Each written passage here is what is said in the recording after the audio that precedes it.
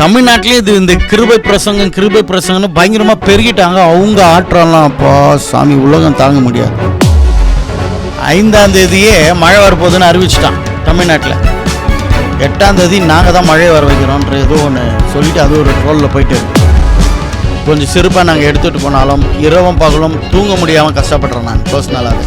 ஏனென்றால் தேவனுடைய சத்தியத்தை இவர்கள் கள்ளர்கள் மிகவும் தவறாக போதித்து கொண்டு அநேக வாலிபர்களை தவறாக நடத்தி கொண்டு இருக்கிறார். ஆண்டவர் உன்னுடைய கடந்த கால பாவத்தையும் நிகழ்கால பாவத்தையும் வருங்கால பாவத்தையும் பண்ணிட்டாரு, மன்னிச்சிட்டார். அதனால நீ பாவத்தை குறித்து ஒரு வேதனை பட வேண்டியதே இல்லை வாலிபர்களுக்கு போதிக்கும் போத இன்னைக்கு அநேகர் சபையில் அநேக பாவத்தில் உயிர்தான் நான் கேள்விப்படுகிறேன்.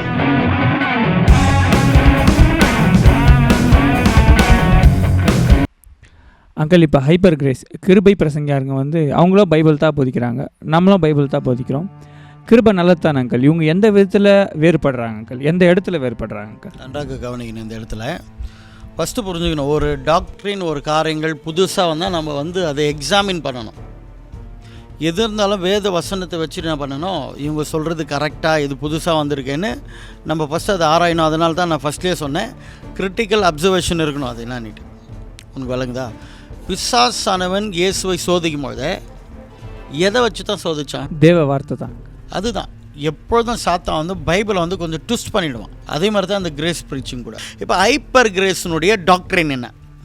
முதலாவது டாக்டரின் மனம் திரும்புதல் இல்லை, கன்ஃபஸ் நம்ம பண்ண வேண்டியதில்லை. அதாவது நம்ம பாவங்களை ஏதாச்சும் தப்பு பண்ணிட்டேன்னா கூட, ஐயோ ஆண்டவரே இந்த தப்பு பண்ணிட்டேன்னு நீ சொல்ல வேண்டியதே இல்லை. ஏதாச்சும் ஒன்று நகையை திருடிக்கணுன்னா கூட, உதாரணத்துக்கு சொல்கிறேன், அந்த பாவத்தையும் ஆண்டவர் ஏற்கனவே மன்னிச்சிட்டார். அடுத்தது இவங்களுக்கு ஆன்டி நோமினிசம்னு வாங்க, மாரல் நாளாக இவங்களுக்கு கிடையாது. அடுத்தது நீ எவ்வளோ பாவம் செஞ்சாலும் அது ஆண்டவரோடு உனக்கு இருக்கிற ஃபெலோஷிப்பை அது பாதிக்காது. அடுத்தது ஆண்டவர் உன்னை தண்டிக்க மாட்டார். பாவத்தை குறித்த அந்த ஃபீலிங் உனக்கு இருக்கக்கூடாது. தப்பே பண்ணாலும், oh my Lord thank you for your grace, இவ்வளோ தப்பு பண்ணிக்கிறேன், என்னை மன்னிச்சிங்களே உமக்கு நன்றின்னு சொல்லணும். ஜோசப் பிரின்ஸ் இதெல்லாம் போதிக்கிறார்ப்பா. ஹைப்பர் கிரேஸுக்கு பிதா மகனே அவர் தான். ஓகே, இந்த எபிசோடில் யாருடைய வீடியோவும் போடல, ஜஸ்ட் அதை தான் சொன்னேன். இது ஒரு 3-4 வாரம் இது போகணிட்டு.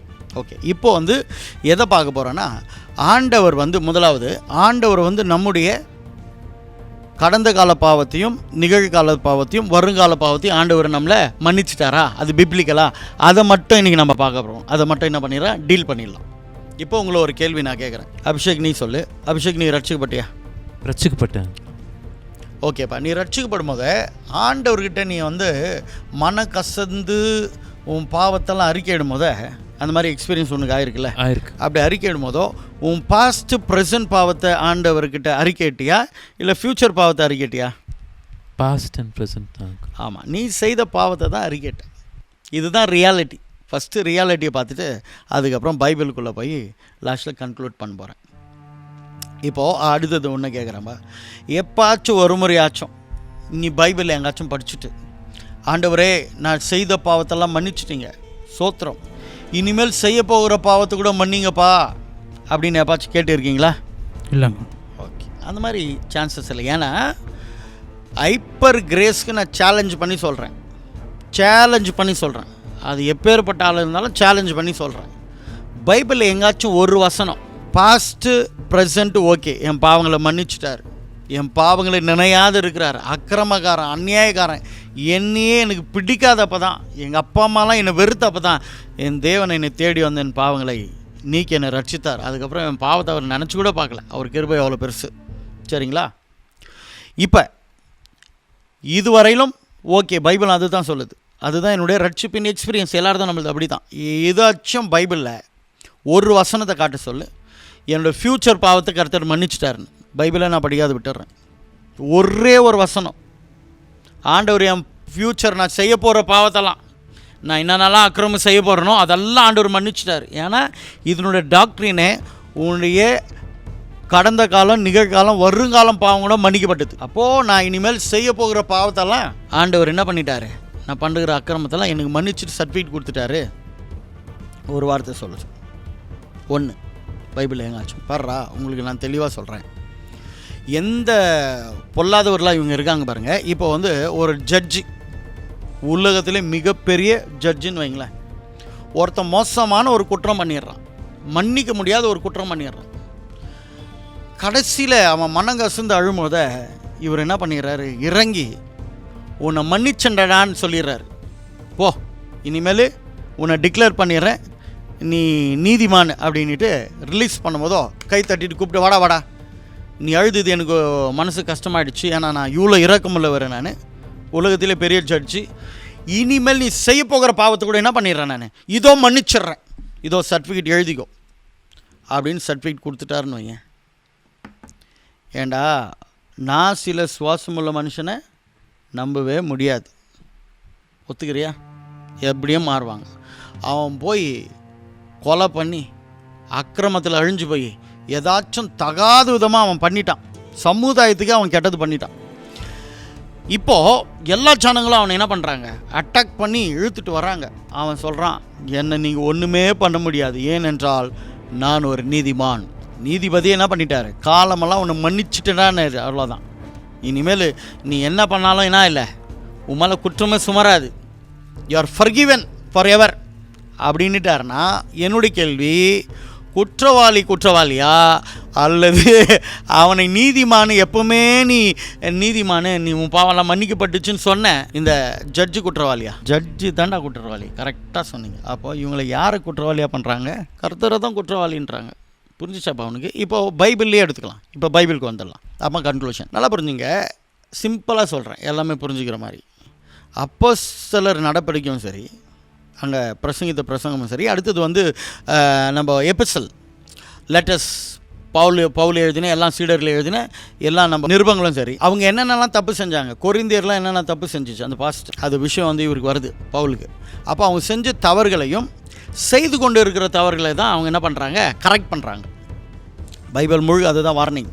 முழுக்க அவங்க இனிமேல் செய்ய போகிற பாவத்துக்கு ஏதாச்சும் அவங்க கரெக்ட் பண்ணாங்களா, ஏதாச்சும் அதை பற்றி பேசுனாங்களா? பைபிள் எங்கேயுமே நீ பார்க்க முடியாது. இப்போ அவங்களுடைய ஆர்கியூமெண்ட்டு உதவாத ஒரு பேச்சு என்னென்னா, இனிமேல் நம்ம செய்ய போகிற பாவத்தை கூட கருத்தை என்ன பண்ணிட்டாரு, மன்னிச்சிட்டாரு. அதுக்கு லேவியராகும் 25 எடுத்துக்குவாங்க. நான் வரேன், ஏன்னா இதுக்கு கேள்வி வரும்போது தான் வரணும். பசித்து புசின்னு இருக்குது, அப்போ அங்கேருந்து ரியாக்ஷன் வந்தால் தான் இங்கேருந்து வராது ரியாக்ஷன் இனிமேல். ஏன்னா அவங்களுடைய இதெல்லாம் விஜயோட அஜித்தோட தான். அவங்களாம் ரட்சிக்கப்பட்டவங்க பாரு, அவங்களாம் பயங்கரமாக ரட்சி, அதனால் அந்த கூட்டம் அங்கே தான் சேருது. சரியா? Okay, ton. மார்க்கு 11:25 கொஞ்சம் படிப்பா. நீங்கள் நின்று ஜெபம் பண்ணும்போது ஒருவன் பேரில் உங்களுக்கு யாதொரு குறை உண்டாயிருக்குமானால், யாரோ ஒரு மேலே நம்மளுக்கு ஏதோ ஒரு குறை இருக்குது அப்படி இருக்குமானால், பரலோகத்தில் இருக்கிற உங்கள் பிதா உங்கள் தப்பிதங்களை உங்களுக்கு மன்னிக்கும்படி ஃப்யூச்சர் டென்ஸா, ப்ரெசன்ட் டென்ஸா, பாஸ்ட் டென்ஸா? மன்னிக்கும்படி, ப்ரெசன்ட் டென்ஸ். உன்னை நாங்கள் மன்னிக்கும்படி, இதைப்பா உனக்கு கண்ணு தெரியும்படி இது போட்டுக்கோ. அப்போ மன்னிக்கும்படி இங்கே என்ன வந்திருக்கணும், ஏற்கனவே பிதா உனக்கு என்ன பண்ணுறாரு, மன்னிச்சிட்டாருன்னு வந்திருக்கா? இல்லை, இது நீ சொல்லு பாரு, இன்னும் இயேசு கிறிஸ்து சிலுவைக்கு போகவில்லை. அப்போ சிலுவைக்கு போன பிறகு என்னென்னலாம் சொன்னாரோ அது மட்டும்தான் பிப்ளிக்கல்னு வாங்க. உனக்கு புரியுதா? இப்போ அதுக்கு இப்போ நான் வரேன். அப்படி சிலுவைக்கு இவங்க ஒரு வசனத்தை ஒன்று பிடிச்சுன்னுக்குறாங்க. இப்போ எதெல்லாம் ஆண்டவர் வந்து சிலுவைக்கு பிறகு சொன்னாரோ அதுதான் மேட்டர்.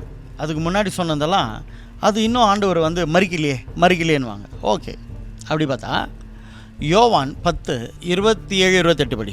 என் நாடுகள் என் சத்தத்திற்கு செவி கொடுக்கிறது, நான் அவைகளை அறிந்திருக்கிறேன், அவைகள் எனக்கு பின் செல்லுகிறது, நான் அவைகளுக்கு நித்திய ஜீவனை கொடுக்கிறேன். ஆமாம், ஆண்டவர் என்ன தராரா? நித்திய ஜீவனை தராராம், இட்டர்னல் லைஃப். இது ஆண்டவர் எப்போ சொன்னார்? சிலுவைக்கு முன்னாடி சொன்னாரா, பின்னாடி சொன்னாரா? முன்னாடி தான் சொல்கிறாரு. ஆனால் இதெல்லாம் ஸ்ட்ராங்காக பிடிச்சிவாங்க பாரு. கர்த்தர் நம்மளுக்கு என்ன பண்ணிக்கிறாரு, நித்திய ஜீவன் கொடுக்குறேன்னு சொல்லிக்கிறாரு. இட்டர்னல், அவ்வளோதான். நம்ம பாவம்லாம் அதனால தான் மன்னிக்கப்பட்டது அப்படின்னு சொல்லுவாங்க. ஆனால் அந்த வசனத்தை காட்டு, இல்லை அது சிலுவைக்கு போகிறதுக்கு முன்னாடி சொல்லுதுன்னு சொல்லுவாங்க. அதுதான் இவங்க இப்படி திருப்புவாங்க அப்படி திருப்புவாங்க. இது சிலுவைக்கு முன்னாடி தான் சொன்னது. உனக்கு விளங்குச்சா? இப்போ வந்து என்னுடைய கன்க்ளூஷன் சிம்பிள் என்னென்னா, ரொம்ப பேச வேண்டியதில்லை. இங்கே ஆண்டவர் என்ன சொல்கிறாரு, நித்திய ஜீவனை தருவேன், அந்த ஆடுகள் என்னை பின்பற்றும், அது கெட்டு போவதில்லை, ஒருவனும் என்னிடத்தில் இருந்து அதை எடுத்துக்கொள்ள முடியாதுன்றார் ஆண்டவர். ஒருவனும் என்னிடத்தில் எடுத்துக்கொள்ள முடியாது. இப்போ ஆடு போயிடுச்சுன்னா எடுத்துக்கொள்ள முடியாது. ஆடு போயிடுச்சுன்னா இதை சொல்லும்போது யூதாஸ் இருக்கிறானா இல்லையா? இருக்கானா யூதாஸ்? புரிஞ்சுச்சாடா? யூதாஸ் வச்சுன்னு தானே சொல்கிறார். அதெல்லாம் இப்போ எப்பவுமே வேதாகமம் நல்லா புரிஞ்சுக்கணும். ஸ்காலர்னு சொல்கிறது, it is not return to you, it is written to them, it is written for us. To address நம்மளுக்கு வரல, நம்மளுக்குலாம் ஃபார் அட்ரஸ்ஸு, அவங்களுக்கு தான் ட்ரூ அட்ரஸ், ஒரிஜினல் ஆடியன்ஸுக்கு. எல்லா பைபிள் ஸ்காலருக்கும் இது தெரியும். அப்போது அங்கே வந்து ஆண்டவர் என்ன சொல்கிறாருன்னா, கவனிங்க, சின்ன ஒரு எக்ஸாம்பிள். இப்போது திருமணம் ஆச்சுல்ல உனக்கு? ஆமாம். அப்போ திருமணம் ஆகிறதெல்லாம் நீ பார்த்துக்கிறல்ல பண்ணும்போது சபையில். அப்போது ஒன்று சொல்லுவோம், பிறர் முகத்தை பாராமல் இவருக்கே நீ மனைவியாக இருப்பாயா, இவருக்கும் சொல்கிறதில்ல, இவருக்கே மனைவியாக இருப்பாயா அப்படின்னு சொல்லும் போதோ அந்த பெண் என்னன்னு சொல்லுவாங்க? ஆமான்னு சொல்லுவாங்க, இருப்பேன். அதை அப்படியே ரிப்பீட் பண்ணுவாங்க. அடுத்தது ஒன்று பார்ப்பாங்க, பிறர் முகத்தை பாராமல் இவருக்கே நீ கணவனா இருப்பாயான்னு சொல்லுவாங்க. இவருக்கும் சொல்ல மாட்டாங்க, இவருக்கேன்னுவாங்க. புரியுதா? அப்படின்னா இருக்கிற வரலாம், உயிராக இருக்கிற வரலாம். அப்படி தான் பைபிள் அங்கே என்ன சொல்லுது, உங்களுக்கு நான் என்ன பண்ண போகிறேன், நித்திய ஜீவனை தருவேன், எதுவும் என்னிடத்துலேருந்து எடுக்க மாட்டாது, ஆண்டவர்கிட்டேருந்து எதுவும் எடுக்க மாட்டாது. இப்போ நீயே போயிட்டீங்கன்னா, இதை சொல்லும் போது யூதாஸ் இருந்தானா இல்லையா? அதே போல் பவுலோடு இருந்தவங்க விலகி போயிட்டாங்களா என்ன? சில பேர் ஆண்டவரை விட்டே போய்ட்றாங்களே. நீங்கள் பார்த்தீங்களா, டீக்கன்களை தெரிஞ்சுக்குவாங்க, 7 பேர் சாப்பாடு போடுறதுக்கு விசாரிக்கிறதுக்கு சேவானோடு கூட. அதில் ஒருத்தன் தான் பெரிய ஒரு கேடு விளைவிக்கிறான். அவனை குறித்து தான் வெளிப்படுத்தலில் சொல்லப்பட்டு இருக்கிறது. பெரிய ராங் டாக்டரினை கொண்டு வந்தான் அவன் தான். இப்போ மனுஷன் எந்த சமயத்தில் நழுவி போவான்னு தெரியாது. கர்த்தர் உண்மையாக தாங்கிறாரு. இப்போது உங்கள் பிறர் முகத்தை பாராமல் உங்களுக்கே நான் மனைவியாக இருப்பேன், பிறர் முகத்தை பாராமல் உங்களுக்கே நான் கணவனாக இருப்பேன். இது வந்து இருவருக்கும் உள்ள ஒரு பெரிய கவனன்ட், யாராலும் பிரிக்க முடியாத ஒரு உறவு, ஒரு கவனன்ட். இப்போ இது பிரேக் பண்ண முடியுமா முடியாதா? ஆனால் நீங்கள் கொடுக்குற வாக்கு என்ன? வாழ்நாளாக உள்ள உங்களுக்கு கணவனாக இருப்பேன். திடீர்னு அந்த மனைவியோ கணவனோ அன்ஃபெய்த்ஃபுல்லாக இருக்கும் போது, அவங்க வேணான்னு உடைச்சிட்டு போகும்போது யார் என்ன செய்ய முடியும்? ஆனால் கொடுத்த அந்த வாக்குறுதி என்ன? வாழ்நாளெல்லாம் பாதியில் என்ன ஆகுது? தவறு பண்ணும்போது பிரேக் ஆகுது இல்லை? You got it? அதனால தான் நான் சொல்கிறேன், ஆண்டவர் என்ன சொல்கிறாருன்னா, ஒருவனும் என்னிடத்துலேருந்து எடுக்க முடியாது. ஆனால் அதுவே போய்ட்டா என்ன பண்ணுறேன்? யூதாஸ் போனானா இல்லையா? அது சொல்லும் போது யூதாஸ்கிறானா இல்லையா? சரி, இது கூட வேண்டாம், கடைசியாக நான் சொல்கிறேன், 1 கொரிந்தியர் 11:26 படிப்பேன். ஆகையால் நீங்கள் இந்த அப்பத்தை புசித்து இந்த பாத்திரத்தில் பானம் பண்ணும் போதெல்லாம் கர்த்தர் வருமளவும் அவருடைய மரணத்தை தெரிவிக்கிறீர்கள்.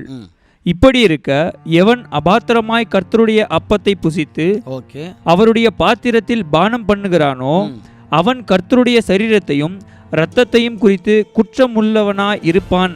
ஒரு வருஷம் நிறுத்து. பவுல் தப்பாக சொல்கிறாரு. ஹைப்பர் கிரேஸ் இது ஒத்துக்க மாட்டாங்க. ஹைப்பர் கிரேஸை பொறுத்தவரையிலும் பவுல் பாவி. ஏன்னா உங்களுக்கு குற்றமான ஒரு மனசாட்சி வரக்கூடாது. நீ எவ்வளோ பாவம் பண்ணாலும் no no no no no, கொலையே நீ பண்ணிட்டாலும் no no no no no, கர்த்தர் என்னை மன்னிச்சிட்டார், நான் நீதிமான், அன்ரைச்சஸ்னஸ், அப்படி தான் நீ சொல்லணும். அப்படி தான் சொல்லி கொடுக்குறாரு யார்? Joseph Prince. தமிழ்நாட்டிலேயே இது இந்த கிருபை பிரசங்கம்னு பயங்கரமாக பெருகிட்டாங்க. அவங்க ஆற்றலாம், அப்பா சாமி, உலகம் தாங்க முடியாது.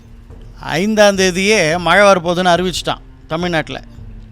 8ஆம் தேதி நாங்கள் தான் மழை வர வைக்கிறோன்ற ஏதோ ஒன்று சொல்லிவிட்டு அது ஒரு ட்ரோலில் போயிட்டு இருக்குது. இந்த மாதிரி பார்த்துடுறது. இப்போது ஒரு சர்ச்சுக்கு போகிறோன்னா அங்கே யாரெல்லாம் ஃபேஸ்புக்கில் இருக்கிறாங்க அந்த சர்ச் ரிலேட்டட் பார்த்துடுறது. முகத்தை பார்த்துட்டா இவங்களுக்கு ஒரு ஞாபகம் வச்சுக்கிறது. ஞாபகம் வச்சுட்டு உங்கள் கார் இந்த நம்பரு, நான் அப்படி தான் ஒருத்தர் சொன்னாரன்ட்டு ஒரு டவுட் ஆகிட்டு அந்த சர்ச் ப்ரொஃபைலுக்கு போய்ட்டு அதில் இவர் இருக்கிறார், நான் இவர் கண்டுபிடிச்சி அதுக்கப்புறம் பார்த்தா அவர் கார் போட்டு அந்த நம்பர் போட்டுக்கிறார். அவர் உலகம் திருட்டு மூலம் வேலை செய்தவங்களுக்கு. இருந்தாலும் நான் ஃபோட்டோ கிட்ட எந்த ஊழியக்காரன்னு சொல்லாததுனால இப்படி நான் ஜோக் அடிக்கிறேன். ஊழியக்கார் பேர் சொல்லிட்டா கொஞ்சம் கண்ணியமாக தான் நடக்கும். ஆனால் ரொம்ப அதனால தான் ஊழியக்கார் பேரும் சொல்ல, அவங்க ஃபோட்டோவை நான் போடல, வெறும் ஜோசப் பிரின்ஸ் மட்டும் சொல்லுங்கிறேன். ஏன்னா அவர் தான் இதுக்கு பிதாமகன். சரிங்களா? அப்போது நீ குற்றமுள்ளவனாக இருப்ப. பைபிள் சொல்லுது, கீழே படி. எந்த மனுஷனும் தன்னைத்தானே சோதித்தறிந்து இந்த அப்பத்தில் புசித்து. சோதித்தறிந்துனா ஒன்று நீ யோசிச்சு பார்க்கணும். தப்பு பண்ண என்ன பண்ணோம்? ரிப்பன் பண்ணோம். அந்த ரிப்பன் கூட அங்கே இல்லை. இந்த அப்பத்தில் புசித்து இந்த பாத்திரத்தில் பானம் பண்ண கடவன். எண்ணத்திலானெனில் அபாத்திரமாய் போஜனம் பண்ணுகிறவன் கர்த்தருடைய சரீரம் இன்னதென்று நிதானித்து அறியாததினால் தனக்கு ஆக்கினை தீர்ப்பு வரும்படி போஜனம் பானம் பண்ணுகிறான். தப்பா படிக்காது, அடி வாங்குவேன். பவுல் என்ன பண்ணிக்கிறாரு? தப்பு பண்ணிக்கிறாராங்க. ஏன்னா நமக்கு தண்டனையே கிடையாது, நம்ம தான் மன்னிக்கப்பட்டோமே. இதுதான் ஹைப்பர் கிரேஸினுடைய பெரிய ஆபத்து. பைபிளை சொல்லுதே, இது நிமித்தம் அநேகர் சிக்காக இருக்காங்க. சில பேர் என்ன பண்ணியிருக்காங்க? மறிச்சு கூட போயிட்டு இருக்காங்க. இதெல்லாம் பாருங்கள், இவங்க கணக்கு பிரகாரம் பவுல் கூட தப்பு, ஜோசப் பிரின்ஸ் தான் ரைட்டுன்ற மாதிரி ஆகிடும் கதை. இப்போ விளங்குதா? தேவ பிள்ளைங்களுக்கு நன்றாக கவனிங்க. சில சமயத்தில் கொஞ்சம் சிறப்பாக நாங்கள் எடுத்துகிட்டு போனாலும் இரவும் பகலும் தூங்க முடியாமல் கஷ்டப்படுறேன் நான் பர்சனலாகவே. ஏனென்றால் தேவனுடைய சத்தியத்தை இவர்கள் கள்ளர்கள் மிகவும் தவறாக போதித்து கொண்டு அநேக வாலிபர்களை தவறாக நடத்தி கொண்டு இருக்கிறார்கள். இவங்க சொல்கிற போதனைனா இன்றைக்கி நம்ம பார்த்தது, ஆண்டவர் உன்னுடைய கடந்த கால பாவத்தையும் நிகழ்கால பாவத்தையும் வருங்கால பாவத்தையும் பண்ணிட்டார், மன்னிச்சிட்டார். அதனால் நீ பாவத்தை குறித்து ஒரு வேதனை பட வேண்டியதே இல்லைன்னு வாலிபர்களுக்கு போதிக்கும் போது இன்றைக்கி அநேகர் சபையில் அநேக பாவத்தில் விழுகிறதான் நான் கேள்விப்படுகிறேன். அதுதான் நான் உதாரணத்தை சொன்னேன்ல, ஒரு ஜட்ஜி ஒரு குற்றவாளியை மன்னிச்சுட்டு, சரி இரக்கத்தின் அடிப்படையில் மன்னிச்சுட்டு, இனிமேல் தம்பி உன் பாவங்களை நீ ஃப்யூச்சரில் எது பண்ணாலும் நீ நீதிபதி, உன் பாவம்லாம் மன்னிக்கப்பட்டுச்சுப்போ அப்படின்னா 4 கொலை 10 கொலை அவன் பண்ணிட்டான்னா அந்த குற்றம் யார் மேலே சுமரும்? கர்த்தர் மேலே தான் சுமரும். அப்போ கர்த்தருடைய வார்த்தையை கர்த்தரையே குற்றம் படுத்துகிற ஒரு தவறான மோசமான அருவறுக்கக்கூடிய ஒரு உபதேசம் தான் இந்த ஹைப்பர் கிரேஸ். நம்முடைய நிகழ்ச்சி உங்களுக்கு பிடிச்சிருந்தா மற்றவங்களுக்கு ஷேர் பண்ணுங்கள், இதை குறித்து பேசுங்க, வேதத்தை நீங்கள் படிங்க. உங்கள் கமெண்ட்டில் ஏதாச்சும் ஒரு வசனம் உங்களுடைய வருங்கால பாவங்கள், நீங்கள் செய்ய போகிற பாவம் இருக்குது பாருங்கள், என் வேர்டை கரெக்டாக பார்க்கணும். இனிமேல் நீங்கள் பாவத்தெல்லாம் செய்ய போகிறீங்க பாருங்கள், அந்த செய்ய போகிற பாவத்தெல்லாம் கர்த்தர் மன்னிச்சிட்டாரு அப்படின்ற ஒரு வசனம் இருந்துச்சுன்னா தயவுசெய்து கமெண்ட்டில் போடுங்க, கமெண்ட் பண்ணுங்கள். ஆனால் நானும் ஒரு ஊழியக்காரன், நாகரிகமாக பண்ணுங்கள். God bless you.